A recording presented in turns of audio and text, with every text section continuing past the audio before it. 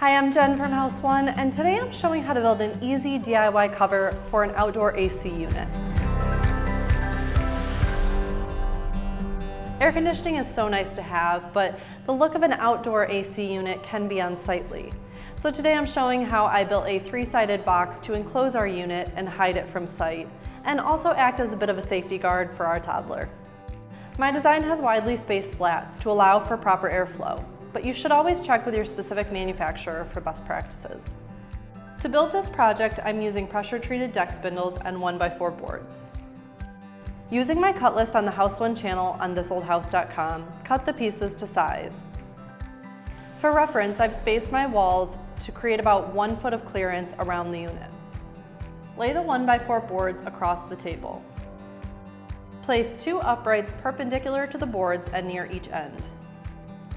Position and screw through the uprights and into the back side of the first board to secure it in place.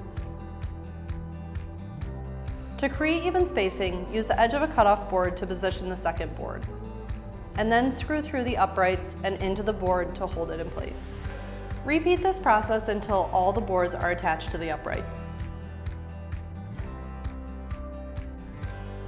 Using the 2 remaining uprights, repeat this process to create a second side panel.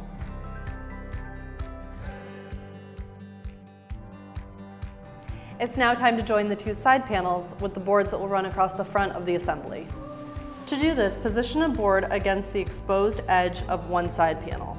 Screw through the upright and into the board to hold it in place. Now stay on the side panel with the adjoining board upright. Stand to the other side upright and attach the adjoining board. Repeat this process until all of the front boards are installed. To create a cap, I'll lay an additional 1x4 board flat across the top of each panel. To do this, first cut the center cap to size to create a 3/4 inch overhang on the front and sides of the assembly. Position and screw the cap into place. Size, position, and secure the remaining cap pieces. If you're working with pressure-treated lumber like me, allow the lumber to dry out before applying a finish. Install the assembly in place by digging holes for the legs while ensuring the entire build remains level. I hope you enjoyed this project. For more easy woodworking projects, visit the House One channel on thisoldhouse.com. I'm Jenn Largesse, thanks for watching, and I'll see you next time.